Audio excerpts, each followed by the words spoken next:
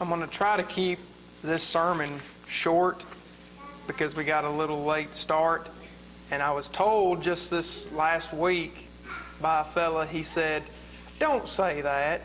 He said, "You preachers, every time you get up there and say we're going to make this short, don't say that." He said, "Because y'all don't ever mean it." Well, I mean it this time. I'm going to try to keep this one kind of summed up. I want you to turn with me to James 1:2. James chapter 1, verse number 2. And this is going to be the main verse that we're going to look at this morning. James 1, verse 2. And I want to talk to you very quickly about how a Christian is supposed to deal with difficulties and trials in their life. Okay? James 1, verse 2. I think this is probably one of the most difficult verses to apply that there is in the Bible. James 1:2. My brethren, count it all joy when you fall into diverse temptations. Okay? Count it joy when you fall into diverse temptations. Now, that verse sort of seems counterintuitive to us because we're not happy or joyful whenever we are going through something that's difficult, right?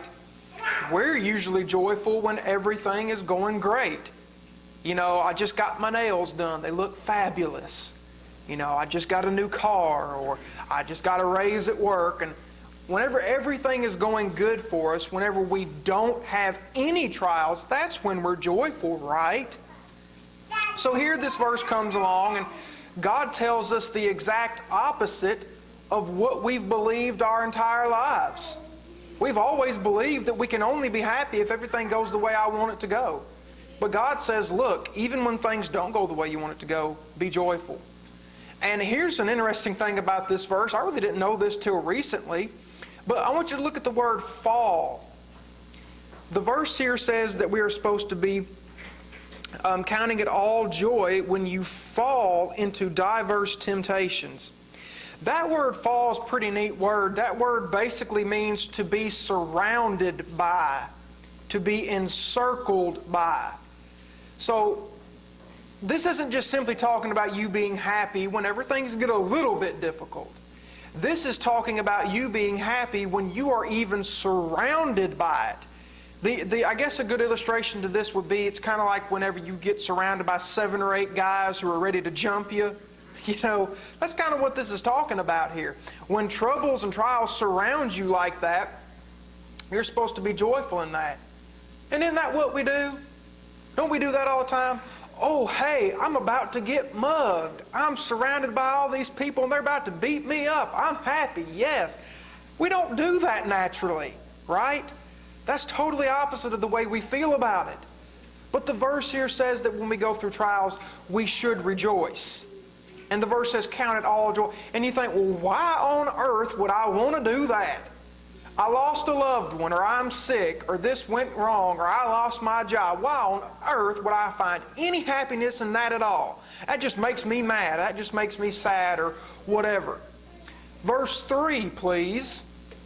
God doesn't just simply tell us, oh, hey, look, be joyful whenever you fall in diverse temptations, and leave it at that. God goes on and explains to us why we should be that way.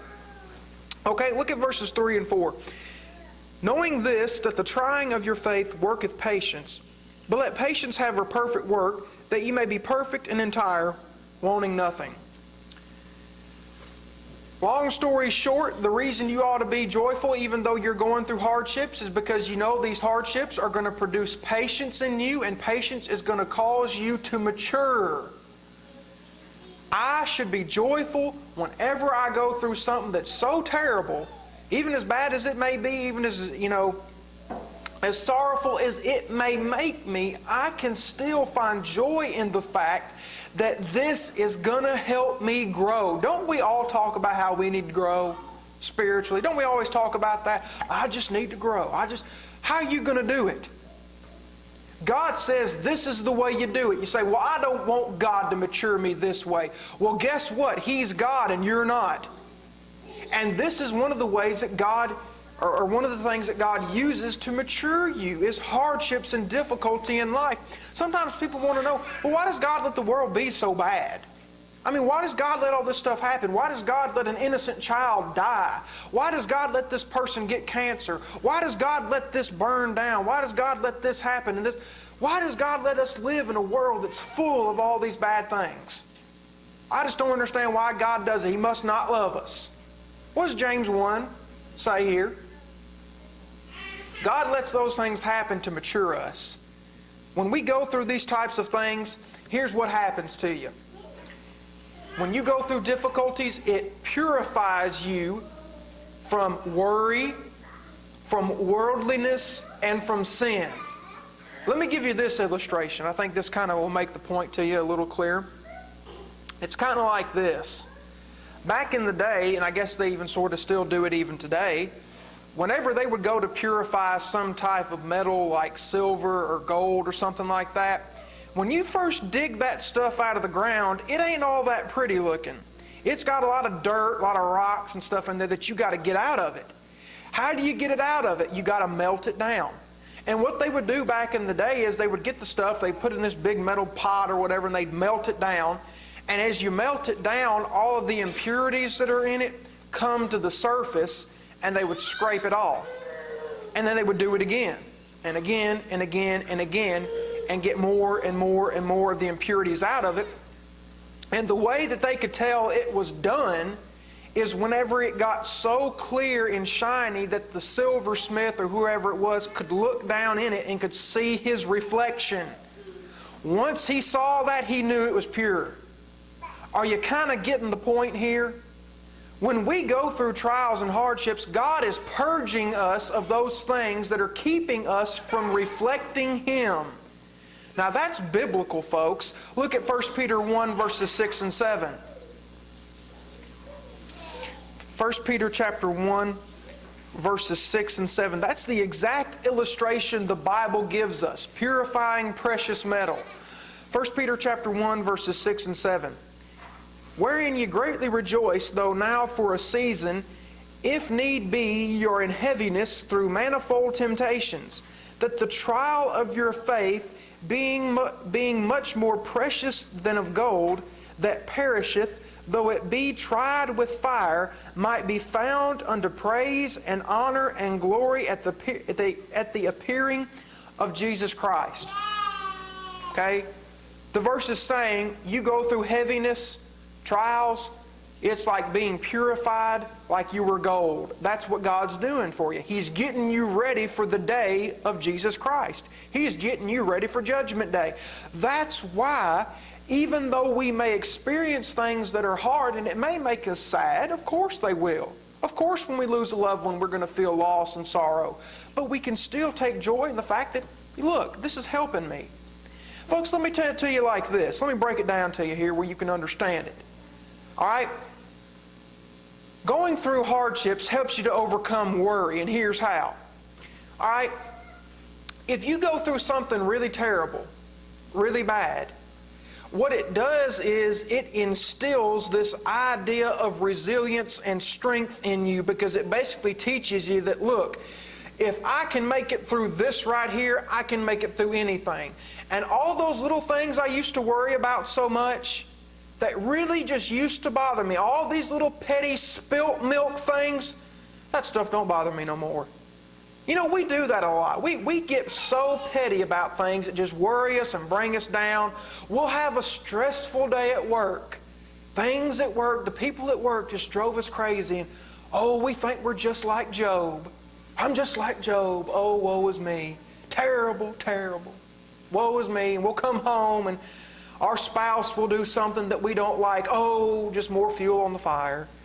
And we get mad at him. We grit our teeth. You better get out of my sight. Blah, blah, I'm not in the mood. Terrible, terrible.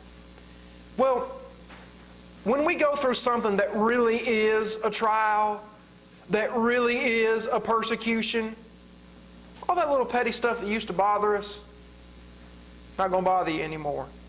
God's purged you of that. We're no longer petty anymore.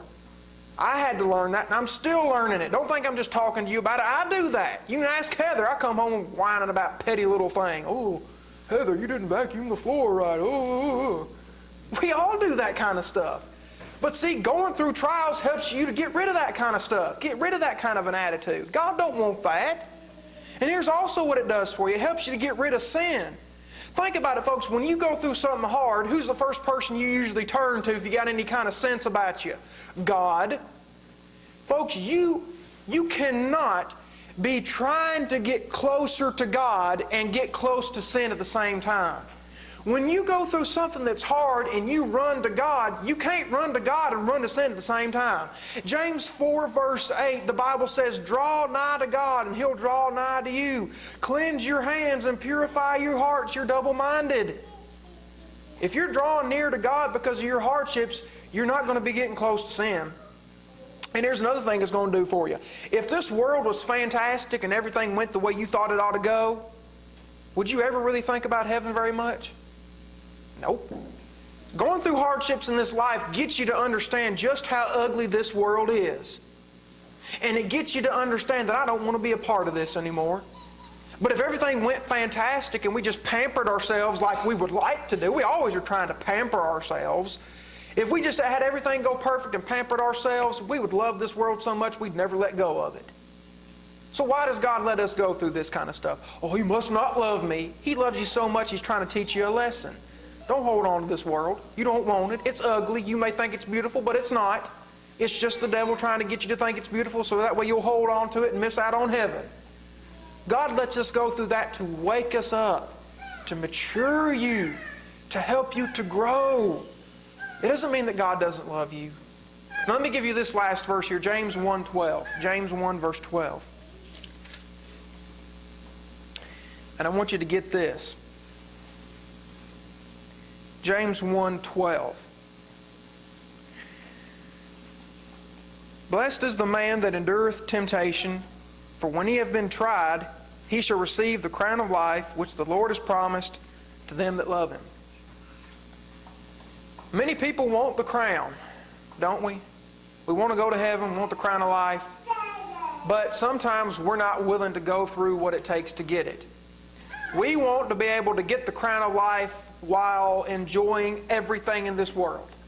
We think that our life ought to be wonderful, beautiful, everything just perfect the way I want it to be, and in the end I go to heaven.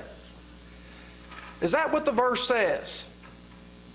The verse lets you know pretty clear that you can't receive the crown of life without being approved. Look what it says. God has promised to give the crown of life to all of those who go through hardships. You can't get the crown without going through the test. Now, we try to do it. We want the crown without having to go through the test. Sorry, it don't work that way. You don't go through the test, you don't get the crown. You get approved for the crown by passing the test. Who passes the test? I don't know. Oh, I guess somebody passes it. Well, the verse tells you. Look what the verse says at the very end of it. Those that love God. Here's what it takes for you to persevere. You say, I'd like to pass that test. I'd like to be able to stand strong whenever hardships come, so that way I can be matured and God can have me purified from these faults and I can be prepared for heaven. I want to stand the test. I want to persevere. I want to be like that. Well, what's it take? The verse says you have to love God. Those that love God the way God tells them to with all their heart, soul, mind, and strength, they're going to pass the test. If I don't pass the test, you want to know why I didn't? I didn't pass it because I didn't love God the way that I should. I love something else probably a little bit more.